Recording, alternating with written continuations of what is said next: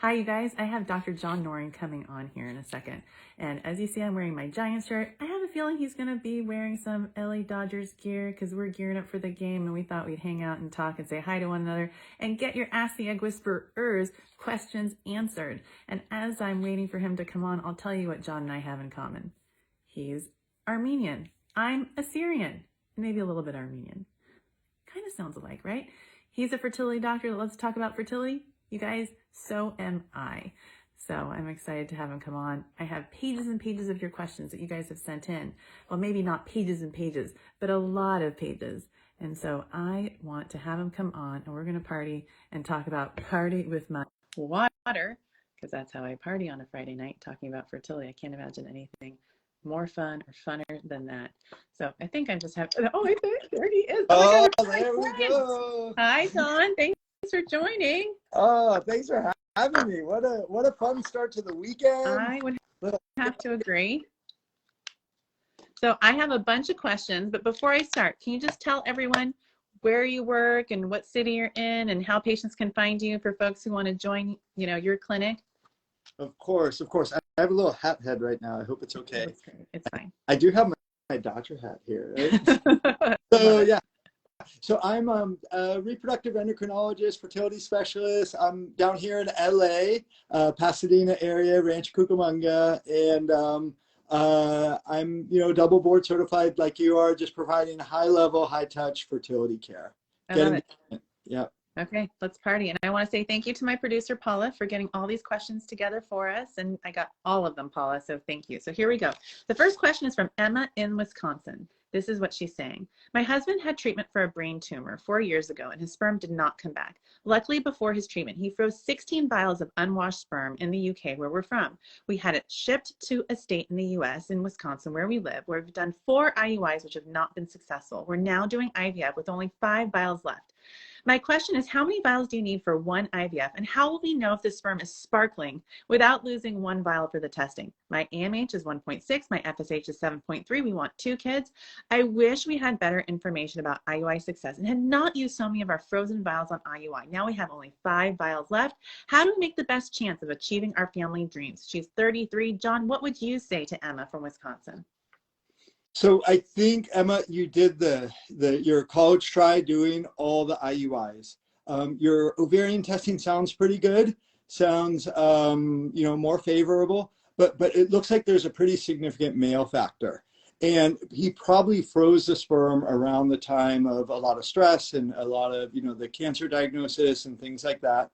So the idea of really trying to select the best of the best sperm comes in. And I know there's five vials left. Usually for IVF, just the quick questions. Usually we need 1 vial per IVF cycle. In rare situations, I'm not sure if you've done this before, Aimee, but sometimes we thaw the sperm and we refreeze it. So the remaining sperm. I call it scraping the vial. You just go in with a little ice cream scooper and you just scrape what you need, or a partial thaw. Totally. Yeah. It's like, same page. I've heard that discussed. And then I would for sure recommend doing ICSI, right? The intracytoplasmic sperm injection technique, where you select the best swimmer. The other question is, do you use like more advanced, sperm selection techniques? And a lot of the studies done for this haven't really looked at like oncology patients per se, I don't think. But there's things like whether you do Pixie, which is sort of like a back to the future type of technique, where they did it years ago. It sort of fell out of favor, but more people are doing it again now. And then there's the obstacle course, the Zymot. But that's where you use like fluidics, microfluidics, to check the best of the best sperm. Yeah, I agree. I think she has plenty of sperm. She can just partially thaw a vial, and she shouldn't worry about having just 5. I mean, she might even be able to get 3 cycles out of 1 vial. I tend not to like to do more than 2 thaws on a vial. So I'm right there with you. Okay, so this next question is for Sue. Sue is 34 years old from Iowa, and her question is this. Hi guys, I just had my first IUI and my doctor prescribed progesterone pills. Unfortunately, I have a I almost said penis allergy. Ha, ha, ha. Okay. And they contain peanut oil, so I'm afraid to take them. My doctor says she's not aware of any alternatives. Surely, I'm not the first infertility patient to have a peanut allergy. What would you suggest? I'm feeling frustrated. Thank you. What would you do, John? All right. So allergies and oils. So, in order to emulsify these darn hormones, right? The hormones are lipophilic. So these are like things that love fatty solutions. So that's why we need to use oils. So usually I use one of two oils to suspend the medication in. To be fair, I use peanut oil less. I actually very rarely use peanut oil. We tend to use either olive oil, and the other one is sesame oil. So I know you were introducing me, and you're saying my little bit of ethnic background. You're Assyrian, I'm Armenian. I'm very American, and I like sesame. I like tahine, right? Isn't that like the sesame oil? But that works really well for emulsifying or getting progesterone into liquid. So I would feel less cautious about this. I think you should do fine. If you're not allergic to olive oil, go with ethyl oleate. It's wonderful. Yeah. So I would just start there. I wouldn't overthink it. Yeah. So what I would say, she could also try, because she's using progesterone pills for her IUI, she could probably do endometrione or crenone. Endometrion's bioidentical too, and it doesn't involve the oil. She could also use something, Prove. I don't know if you know that company, John. Prove, Proov, Prove. They have something called a balancing oil. It's progesterone. It's a progesterone oil. You can rub it on your gums. And I have patients who don't react well to the prometrium capsules, and they use that, and it works fabulously. And I get the same type of progesterone levels that I get from patients who use prometrium. So I agree with you. Also, ethyl oleate, sesame, olive, all of that. All that. So this next question, she has a great name, and it's Aimee. Her name is Aimee, and she says, I'm 37 years old, and she's from Los Angeles, so she's probably rooting for the Dodgers this weekend. I'm 37. I've been trying to conceive for 15 months. My son was conceived easily at 34 with no issues except for an emergency C-section. After months of trying, I had an HSG, which revealed both tubes were blocked, although they pushed both open with a dye. I then had 2 surgeries, a hysteroscopy to remove 6 polyps, and then a laparoscopic excision surgery for endometriosis to remove a large endometrioma. My doctor told me to try naturally for 6 months, and I'm doing unmedicated IUIs instead. My AMH is 1.9. Husband's sperm is normal. I'm nervous about fertility drugs. I don't want to do Clomid, but what about Femera? Also, what do you think about aspirin? What would you, John, for a patient like this? Okay, so there's a fair bit going on. This is the patient with the fallopian tube issues, correct? Right, and endometriosis. Yeah, totally. Yeah.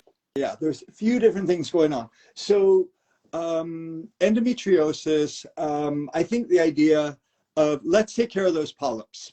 So that's easy. Let's sort of break it up into compartments. So uterine factor, polyps, simple hysteroscopy, let's lasso them, remove them, things like that.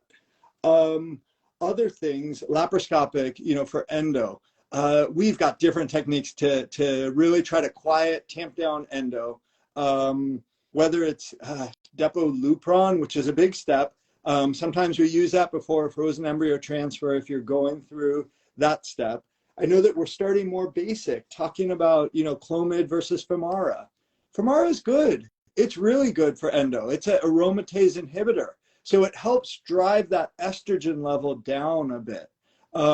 Even I've seen Femara used daily. You can use it for like 30 days in a row or more as a way just to sort of tone things down. So I would lean more Femara, make sure we got the uterus taken care of. I am worried about the tubes being perfectly delicate, floppy. There you go. There's my little fallopian tube. Professor Monkhouse would be happy. Picture that, endo is a disease of inflammation. People get a lot of scarring with the fallopian tube. So your tubes, even if they're open, they may not be perfectly open to grab and catch that baseball of an egg, of a giant's hit. Giants, exactly. That will not get caught. Yeah. I agree with you, John. I feel like she's 37 years old. She has severe endometriosis, possible tube issues. I'm telling you, Aimee, consider doing IVF. You're in LA, go see John. And then go get those embryos frozen. Take advantage of your fertility. Your levels are amazing and awesome. I don't want you to be wasting time doing treatments that don't work. Endometriosis, just like John said, it's inflammation. It can make the eggs of a young woman act older. And we want to capture those eggs while they're still young. And I certainly think that a woman who's 37 years old is young. So here we go. Another question. Here's Marissa. She's 38 years old from New Jersey. Go ahead, John. I'm a little thirsty. I think I need some Dodgers. Oh, man. It was a gift from a patient. Oh, Dr. Aw, I don't have any Giants gear from a patient. I'm just wearing my Giants shirt. And it's kind of cute that we're both wearing the same colors.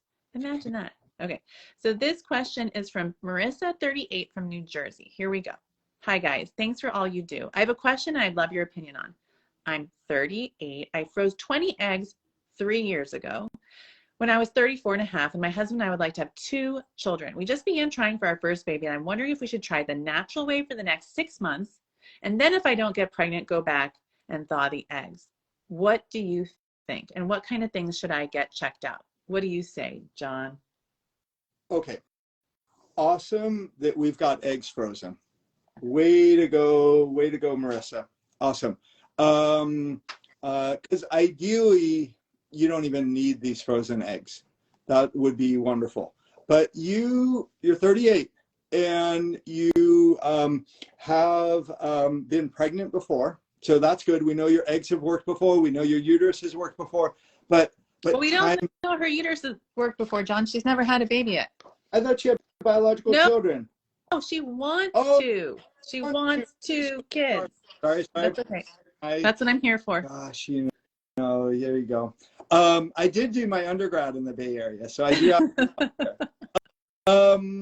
all right, so things 38 years old, she wants 2 kids, she has eggs frozen. What would you do? I'll tell you what I would do.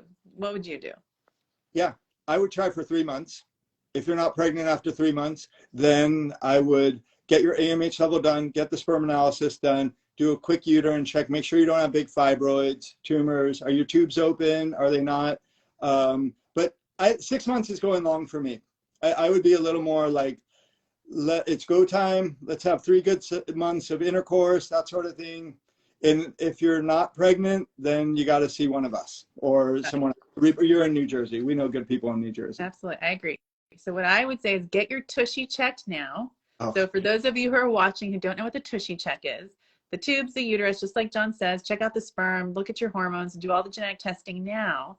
And the thing is, if your levels are low, you might want to just get those eggs thawed or warmed up, and to see if you make sure you have 2 embryos in there at least that have normal chromosomes before you start trying. Because the thing is this, if let's say you find out that your tubes are blocked, you don't want to waste your time trying for even 6 months, like John said, because that would be a big pain in the tubes.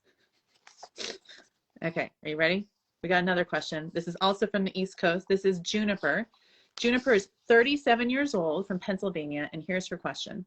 We've been trying since I turned 35. We got pregnant quickly, but miscarried at 6 weeks.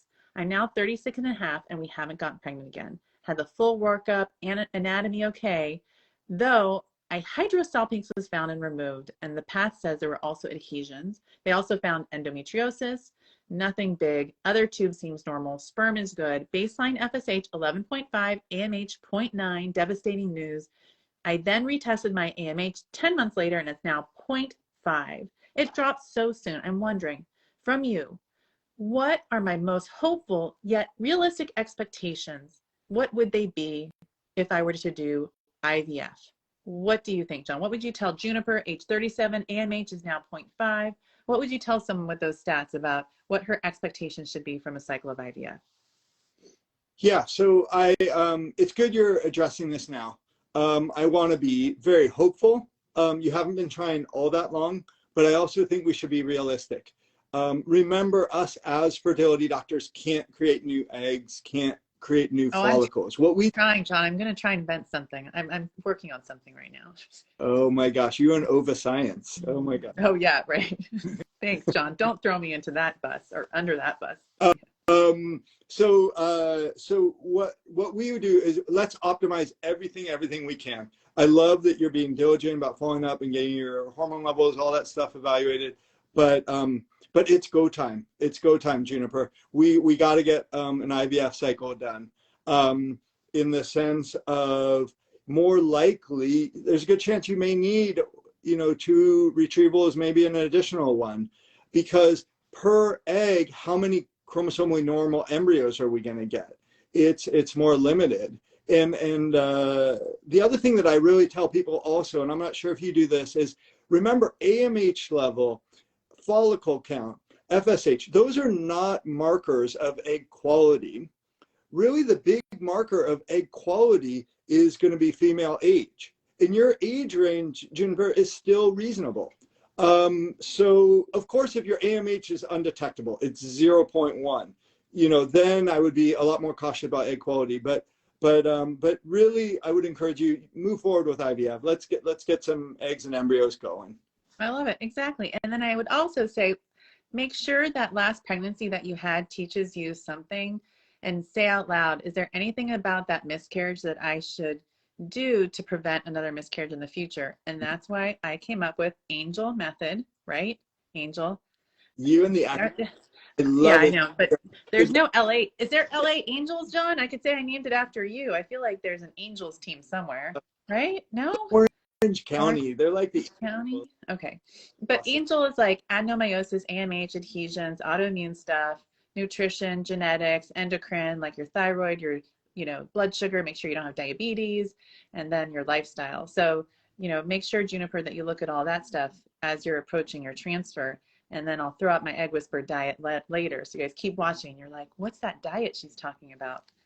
So this next question comes from Allison. She's 35 years old, and she's sending us a question from Dallas, Texas. And she says, hi, Dr. Aimee.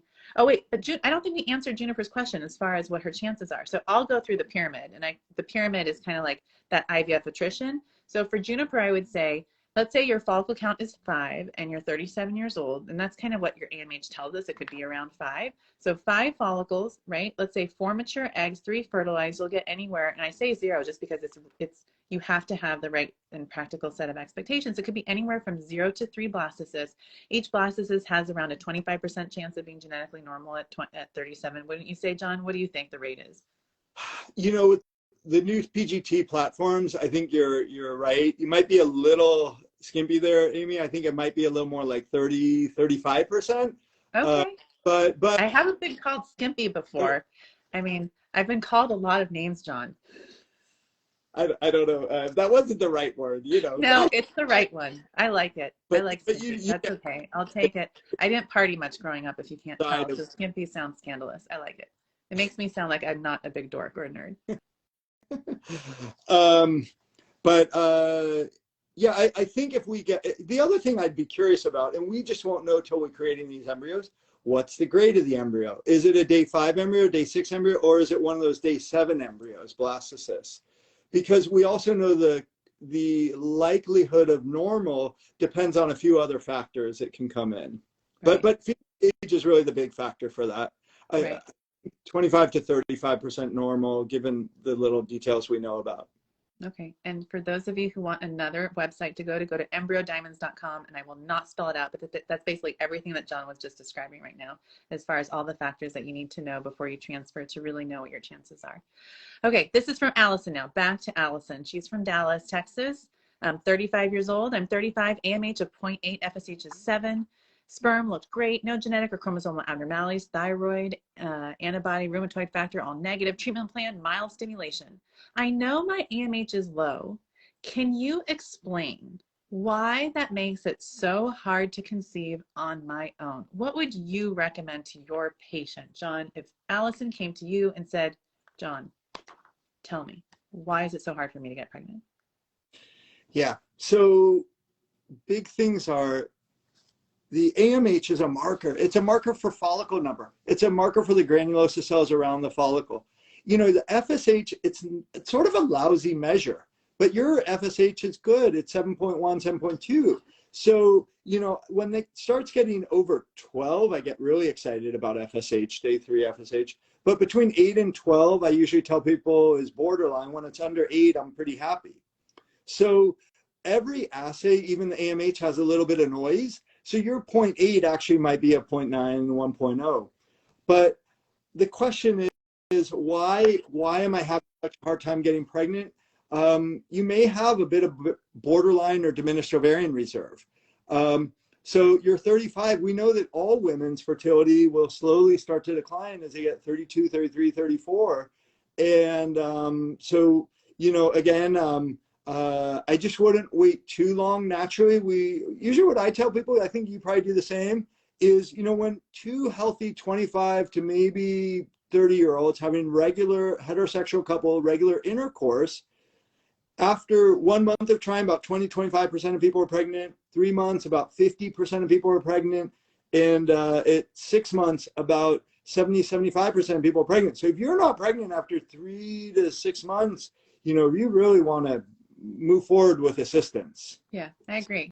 So one of my general rules is if you're 32 years old and you still like your husband, if you're in a heterosexual relationship, freeze embryos if you want at least 2 kids. And we tell young women all the time to freeze eggs, but I don't think we do a good enough job telling people that still like each other and who might like each other down the road to freeze embryos, don't you think? It's true. Embryos are robust cells. They're like 120, 128 cells. They're pretty hardy. Right. So they can survive freeze thaw quite well. I mean, gosh, last year, Aimee, there was a baby born after 27 years in the storage. Sort of crazy. So yeah, if you like your wife, if you like your husband, and let's say there's even some legal paperwork in between, right. I think the idea of creating embryos is always better. And even if you don't, or if you have a problem with freezing embryos, you can freeze your eggs just so you have an option for the future. I have so many patients who are 40 and up, and they're like, why didn't I just freeze my eggs? And I've been doing egg freezing parties, as you know, since 2013 or 2014. And I feel like I just am saying the same thing over and over, and the message just isn't out yet. It isn't going to be out until, like, I don't know, some woman is the president and she makes egg freezing free for everybody, then I think everyone will do it. That would be really helpful. Egg freezing for all. I love it. For all. One thing and I know you talk about this a bit, is I also worry, living in the darn modern age, it's a pain. There's plastic everywhere. There's petroleum everywhere. There's toxins everywhere. Look, there's toxins here. It's probably on your Giants jersey, not on my Dodgers. Definitely on your Dodgers jersey. And that Dodgers cup, it's probably BPA. Oh, come on. Filled. Metal, Dr. Ibazadeh. But no, the reason why I'm bringing all this up is, in seriousness, is endocrine disruptors, more chronic low-level exposures to toxins just isn't as great. Sperm quantities are rapidly falling. That book by Countdown, wow, what an eye-opener. And I think this idea of just needing to mitigate that, right. Just like, we live where at the time we didn't choose the time we wanted to be born. And now that we live, we got to do measures to try to preserve fertility and things like egg freezing, embryo freezing. Yeah. And I would say to Allison, not to be like, the reason why it's hard to get pregnant is just because we're human, and that's just how the body is. And your body doesn't know to pick a good egg. It just picks an egg. And there are all these steps that have to be, happen, and they have to be perfect in order for an embryo to actually implant in the uterus. So, okay, so now we're going to go to a question from New Zealand. Are you ready? Yeah, let's do it. Okay, this is Rebecca, and Rebecca's 31, and she's asking, Dr. Aimee, I want 2 children. My FSH is 7. We started trying late in 2020, got pregnant right away, but sadly it ended in a 6-week spontaneous miscarriage. I got pregnant again after the miscarriage, and this pregnancy resulted in also a miscarriage, but at 12 weeks of pregnancy. I'm Rh negative. I had the ROGAM after both losses. I'm booked for a fertility appointment in about a month, and so I've made lots of lifestyle changes, avoiding BPA. And now I'm eating plant-based. What would you recommend as next steps for me as far as supplements and any other tests that you would recommend? What would you do, John, for a 31-year-old with recurrent pregnancy loss? Yeah. So I think your angel method is what I do. So I break it up into 5 different categories. I talk about the first one being endocrine. So I want to do that full recurrent pregnancy loss workup. Where you do, I call it the 10 tubes of blood. Like, did your doctor do the 10 tubes of blood test? Sorry. That's so funny. No, it's true, because patients are like, they drew 14 tubes for me at Quest. I'm like, but I was so dizzy. Yeah. But remember, they're small little amounts. It's only like, I know. Yeah. But we're checking for hormonal issues, thyroid, egg, PCOS, and prolactin. Immune, we do basic stuff. So anticardiolipin, lupus anticoagulant, anti-beta 2, I usually do an antithyroid antibody. Chromosomes, do you have a balanced translocation or not? Do you have like a switcheroo on your I like that. A switcheroo. That sounds way better than a translocation. I know what the heck's the so what that is you know, like where you have a little bit of, let's say, chromosome 2 that whatever reason got onto chromosome 18 and then 18 got onto 2. You know, a person can go live a nice life. Never know. They might not know it. They have all their genes, they got all their machinery, all their proteins, their enzymes, but then when they go to reproduce, remember chromosomes are like in an X. So if you grab the wrong side of that X, ooh, could be a problem. And you know, miscarriages and things like that. So so that male, we always talk about males and miscarriage, or at least I do. And that's where guys, if their sperm is highly fragmented, Aimee, oh my God, today, literally today, they have like Dodger Giants game, right? I love writing that. I met a couple. The guy had 267 million per milliliter sperm. He's a personal trainer. Motility was lower. It was like 38%. Sperm morphology on simple sperm analysis, 4% normal. So a little lower, but not crazy low, right? His DNA frag on the sperm, it was 42%. Wow. You have to Zymot that sperm, John. And I got to put it through the chip. It's amazing. Now I do like I've done so many tests where I do pre-Zymot and post-Zymot DNA fragmentation. It's insane how much lower the DNA fragmentation is on the other side of the chip. Insane. Very like cool. Blow your mind. So we were just talking about miscarriage. So make sure to check the guy for the DNA frag and then the anatomy. Looking for septums, looking for chronic endometriosis, things like that. I'm less of a believer of the whole thrombophilia panel. I don't know how you feel about that. Sometimes I'll do it. Yeah, I mean, I feel like if they have a family history of clots, or maybe it makes sense. I don't find that that's a very high yield test at all. Totally. Yeah. Especially HFR. Oh my God. Sure, take a super B complex, please. Exactly. Okay, so this next question comes from, let's see here. This is Jessica. She's 38 from California. And she's saying, hi guys, I just had my first frozen embryo transfer canceled due to low progesterone. I had it checked one day before the transfer. It was 7.8. I was doing a natural cycle FET with letrozole and trigger shot. What would you suggest for my next round? A controlled cycle? And if my doctor sticks with a natural cycle transfer, when should I start progesterone supplementation? I'm at a loss as I've never heard of a natural transfer before. Thanks so much. So John, why don't you just share your thoughts on natural cycles, progesterone, and what you would do for Jessica? Yeah, great. It's a great question, Jessica. Thanks. So that's a great question because more and more, probably about 3-4 years ago, I think it was out of New York, a lot of people started playing around with or investigating more natural cycle transfers, if not more time ago. So number one is, are you a good candidate for natural cycle transfer?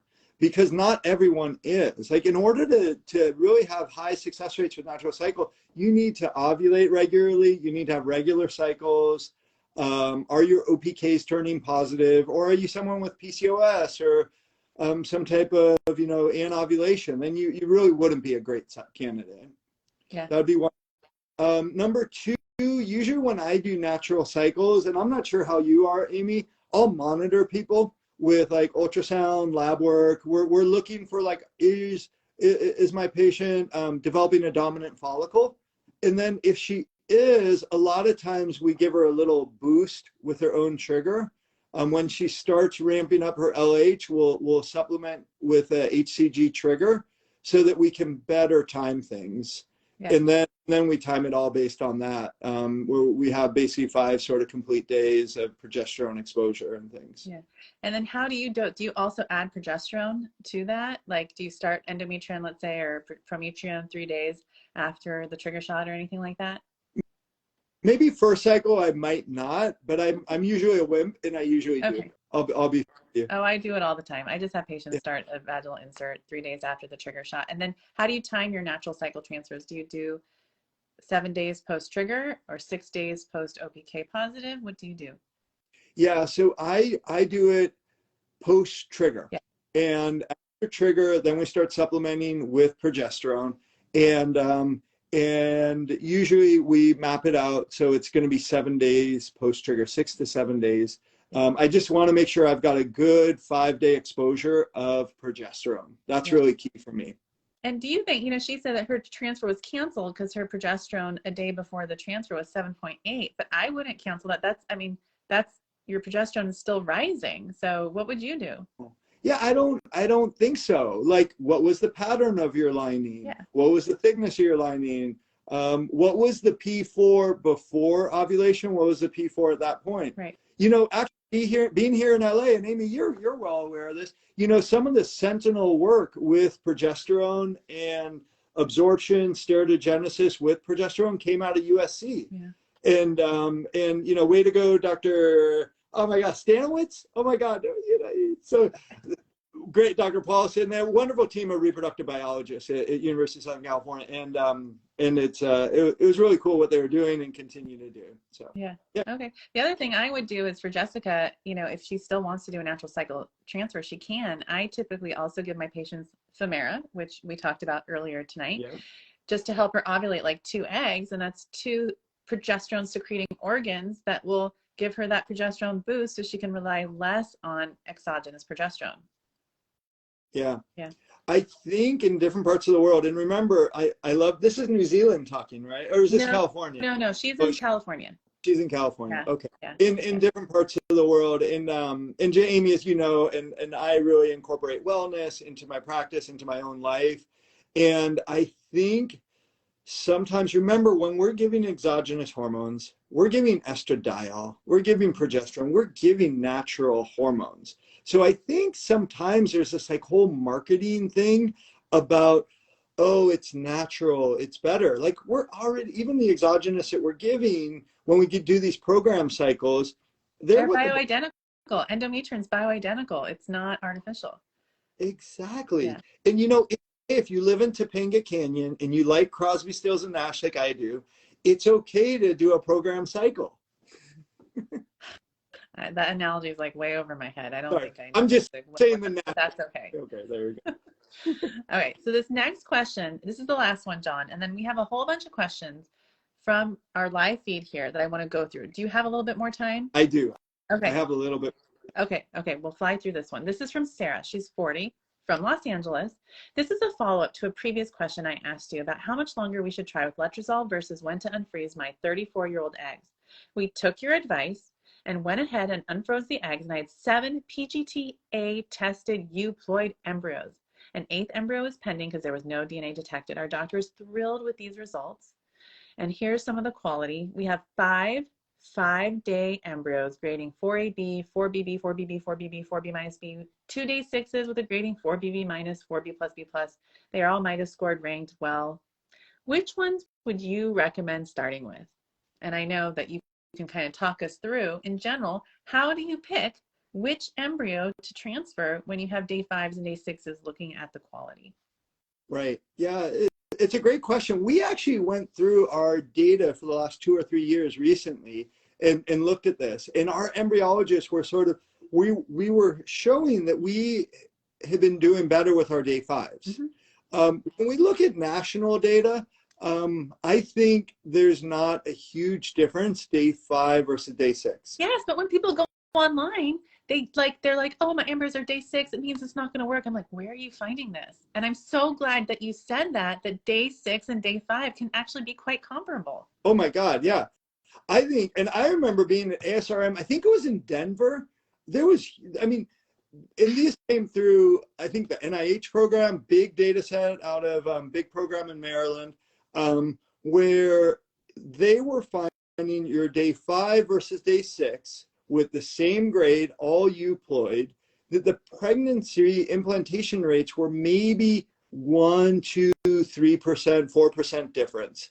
And then remember, there's always error bars on these things. So is it statistically significant? Sure. You have 10,000 embryos? Fine. But is a 1%, 2% difference really clinically relevant? Hard to know. I think the day 7s, though, you do see, and a lot of groups have shown this, you have implantations, but they're probably, we see about probably about 15-20% lower than what they would have been if they were a day 5, day 6. Got it. Got it. Okay, John. You guys, thanks for sending in those questions. We're going to go to our live feed right now, the questions that you guys are asking. We'll just see as much time as John has, and here we go. If you sent in a question and I didn't answer it, my apologies in advance if I missed it. So here we go. I'm going to start from the top. And for you guys who are joining us late, the reason why John and I are wearing Giants shirts, he's not wearing a Giants shirt. He wishes he had a Giants shirt and a Dodgers shirt, is because John is in LA. He is with HRC. And we clearly have known each other for a long time, and I love our friendship. Okay, let's see here. This question is the following. I've had 2 retrievals, and both have been unsuccessful. I'm 39 with an AMH of 0.14. Both times we had 1 lead follicle and empty. John, what would you do? It's tough. It's tough because AMH of 0.14, that's starting to get to be a marker of not just egg number, but also of egg quality. So you've hopefully worked with good centers. 2 retrievals, that's a reasonable number. Other things, you know, that's where we start bringing in all the supplements, all the extra things. Did you use Omnitrope, human growth hormone? Were you on really good antioxidants? Were you N-acetylcysteine? Were you doing all that type of stuff? And more likely you were doing something. And then at some point, and remembering that, you know, we take care of people guys who are in their 20s, who just have no sperm in the ejaculate. And it's probably just some weird genetic thing. Even if they go to sperm retrieval, a lot of times they can get sperm, but sometimes they can't because of whatever reason. So then we have to, I tell people, maybe start getting more creative with life. Yeah. And it's not what we thought about when we were in junior high, but the idea of thinking about egg donation, you know, starts really coming into play. So if she were to do another retrieval, I'd probably just do 1 more, and I'd be like, you want to stay married, you want to still enjoy your time on this world, and children are a wonderful part of it. And whether you add to your family with egg donation, adoption, things like that, embryo adoption, those would be the things I would be sort of thinking about. Yeah, I'd also think of PRP, HGH, NAD. I don't know if you have had a lot of experiences with PRP. I've noticed some pretty interesting results, and I'm going to say interesting because I'm not going to claim that it's the best and it works for everyone, but there might be something there for someone who has those kinds of numbers. Okay, this next question. Have you had success with a sustained pregnancy and adenomyosis? Short answer is yes. Okay. I would use a lot of my endometriosis techniques, but I've also done surrogacy for people with bad adeno. Right. So adeno, as we know, it's endometriosis of the muscle of the uterus, where the uterus becomes spongy. The endometrium gets into the muscle, and people have super painful cramping periods. It's just over the top sometimes. So I hope I just sort of give a quick answer. Great. Yeah, no, that's perfect. Okay, next one. What are the chances of me having a baby with a follicle count of 3 to 5 and only 1 tube? My ovary doesn't seem to ovulate even though I have follicles in them. What would you say? Chances of pregnancy, follicle count 3 to 5. I don't know her age. Yeah. Let's just say she's 35 years old. 35. And I would recommend doing IVF because we know she's got borderline ovarian reserve. She'll probably need 2 or 3 egg retrievals, just to be fair. And if we get a good embryo, she's 35 and a good embryo, chromosomally normal, her pregnancy rate's going to be high. She's, 35, probably 50% normal per embryo. And then I'm seeing implantation rates, so long as she doesn't have big fibroids or huge adeno, things like that, over 60%, if not higher, depending. I agree. Okay, so let's go to this next question. What is the possible reason for a chemical pregnancy with a PGS high quality graded embryo? So great question. It's a great question. And I always, we talk about this. So PGT, it's a wonderful tool. What we do, we biopsy the outside of the embryo, the placenta portion of the embryo. We get, 5, 6, 7, 8 cells, and we extract the DNA, do chromosome testing on it. But remember, we're screening, and it helps. It helps with implantation, probably 15-20% over baseline of unscreened embryos. But we have limitations of technology where we're just not able to screen the whole human genome. And what we do is we screen highly conserved, expressed areas of the DNA. So of our DNA human code, oh my God, it's like so long.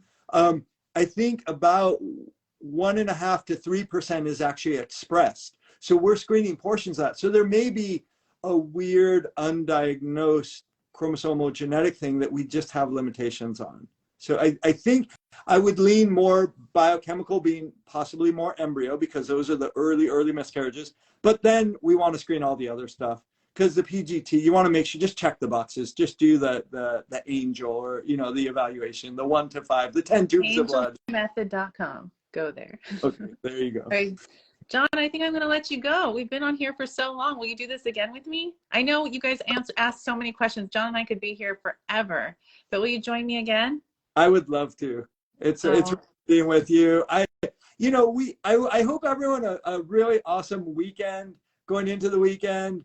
I pinged Aimee because I'm a little bit of a baseball Dodgers wonk, and it brings me a little bit of inner calm looking at the box scores and just like enjoying little stuff that's a distraction from our everyday life. Aww. And I thought it would be really fun to throw on our jerseys, talk fertility, and root for our own team. I love it. Yeah, yes, I agree. Yeah.